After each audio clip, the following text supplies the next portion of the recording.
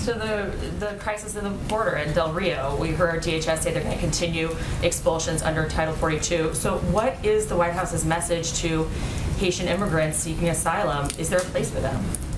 Well, I think it's important for people to understand a couple of the components of what's happening right now on the ground. One, we extended TPS several months ago and again reevaluated to ensure that we were taking into account what was happening on the ground in Haiti. So that I understand, but that does apply to people who are here who arrived before a certain date, and I think that's an important component of what's happening. If you're talking about the situation on the ground in Del Rio, one, it's a challenging situation. It's devastating to watch this footage. I think it's important, though, for people to also know that what we're trying to do is also protect people. One, we've been conveying that this is not the time to come. We have been implementing Title 42. That's not just about people in the United States. That's also about protecting migrants who would come in mass groups and be in mass groups.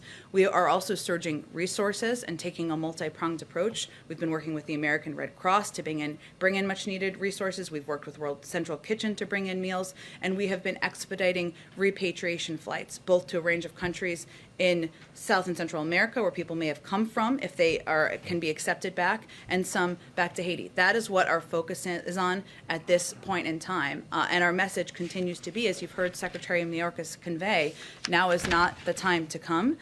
For a range of reasons, including we don't have the immigration system up and running in the way we want, including there is still a pandemic and Title 42 remains in place. And these are the steps that we're taking in part to protect the border communities as well as the migrants themselves. On a different topic quickly, there will be a government shutdown if Congress doesn't act in 10 days. Can you tell us what the impact of a government shutdown would be on the COVID response from this White House? Well, our effort right now is to prevent a government shutdown and to ensure we are not facing a government shutdown. And as we get closer, we can certainly discuss that. But right now, that's where our energies are. Go ahead, April. Jen, back on Haiti.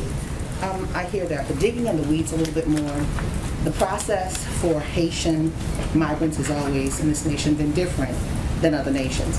You have people like Congresswoman Sheila Jackson-Lee, who's calling for equal treatment and fairness when it comes to the Haitians at the border. And overall, you're allowing Afghans to come in, Afghan supporters to come in, as well as Mexicans, and then Haitians are not allowed. Can you speak to that, the issue of equity and fairness?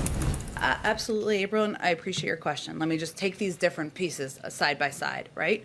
One, our immigration policy is not about one country or discriminating against one country over another. We want to end that and hopefully put an end to what we saw over the last 4 years. Let me start with Afghan allies. Afghans who are arriving in our country are entering in a sanctioned an orderly process that includes vetting and security screenings led by the Departments of State, Defense, and Homeland Security. It's not about one particular country of origin, but we've outlined very specifically in here what those processes look like as individuals who are evacuated go to lily pad countries, go through security vetting before they come to the United States on a range of programs.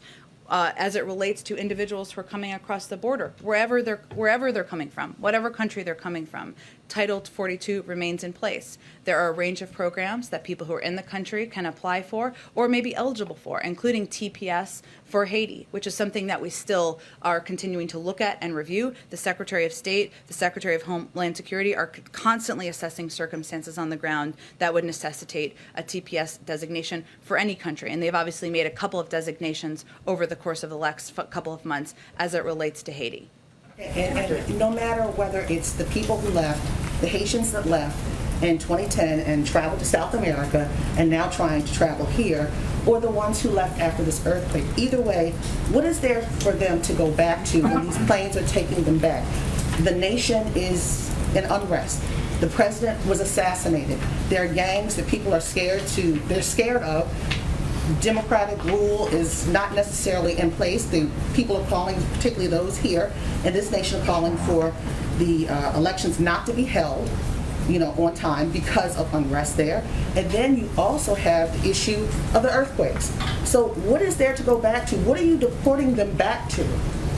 Well, April, I will say that our objective and our focus is not only in implementing current immigration policies. We have also been working to provide a range of assistance, working closely with officials from the government as individuals are going back to Haiti, to provide a range of financial assistance, to provide a range of technical assistance. That is ongoing. And we certainly support and want to be good actors in supporting Haiti during a very difficult time, as you noted, with a government that is still working to get back to a point of stability, with recovery from an earthquake. And that's why we have a range of programs, options, as well as financial support in place.